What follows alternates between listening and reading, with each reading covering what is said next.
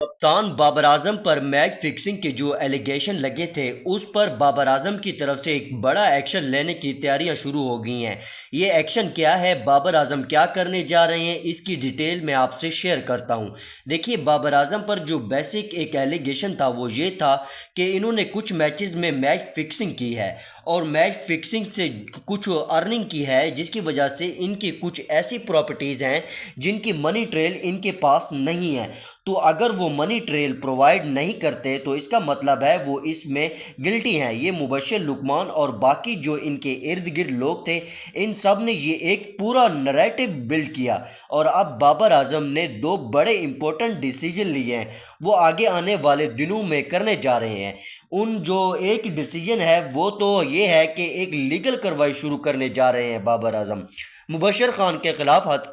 इज़्ज़त, क्योंकि जो बाबर आजम ज़ाहिर एक बड़ा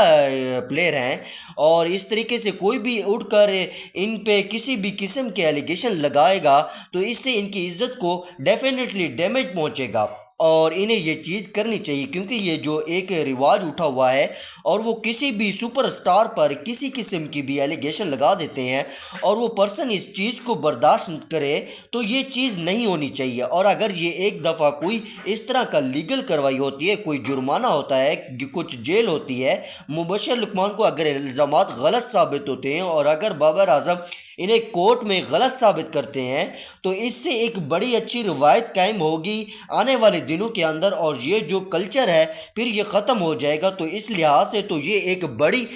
पेश रफ्त है और मैं से अप्रिशिएट करता हूँ और इन्हें ये एक्शन ज़रूर लेना चाहिए। जो इसमें दूसरा स्टेप है वो सुनने में आ रहा है, वो इससे भी ज़्यादा इम्पोर्टेंट स्टेप है जो बाबर आजम लेने जा रहे हैं और ये स्टेप बाबर आजम की अपनी हनस को और इनकी चीज़ों को साबित करेगा कि वो इस मामले में बहुत प्योर हैं और ट्रू हैं और अल्लाह करे कि वो इसमें कामयाब हों। ये जो वो स्टेप लेने जा रहे हैं इसके बारे में ख़बरें ये आ रही हैं कि वो ये करने जा रहे हैं कि इन्होंने अपनी जितने भी मुबशर लुकमान ने इसके स्कैंडल में लाए हैं,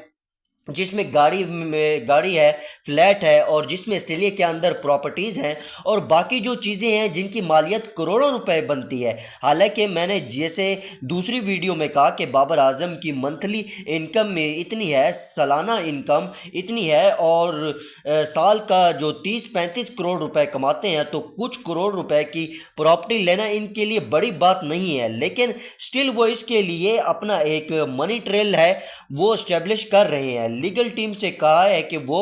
मनी ट्रेल इस्टेब्लिश करे और वो मनी ट्रेल जमा कराएंगे एफबीआर में, क्योंकि मीडिया में तो जमा कराना ज़रूरी नहीं है। असल जो फॉर्म है इसके लिए वो एफबीआर है, जहां पर आप टैक्स इंटर शो करते हैं, जहां पर आप अपनी प्रॉपर्टीज़ को शो करते हो और वहां सारी चीज़ें, और इसके अलावा पीसीबी भी अपने एक रिस्पॉन्स सबमिट करवाएंगे जिसमें वो अपनी सारी मनी ट्रेल और बाकी जितनी भी चीज़ें हैं इनका रिकॉर्ड जमा करवाएंगे। चीज़ों से क्या होगा कि बाबर आजम के ऊपर जितने भी क्वेश्चंस हैं वो ख़त्म हो जाएंगे और वो ये वर्ल्ड ट्रेली कर रहे हैं कि कोई इनके ऊपर पीसीबी का प्रेशर नहीं है और ना ही कोई इनके ऊपर एफबीआर का या एफआई का प्रेशर नहीं है, तो वो ये खुद कर रहे हैं और ये अच्छी चीज़ है, इन्हें करनी चाहिए। इससे भी एक अच्छी रवायत कायम होती है कि आपके ऊपर अगर एलिगेशन कोई लगाते हैं तो आप इसको सिंपली प्रोपेगेंडा कहते हैं करने की बजाय इवेंट्स के ज़रिए उसे रिजेक्ट कर दो। तो ये एक अच्छी अप्रोच है, बाबर आजम को ये कंटिन्यू करनी चाहिए।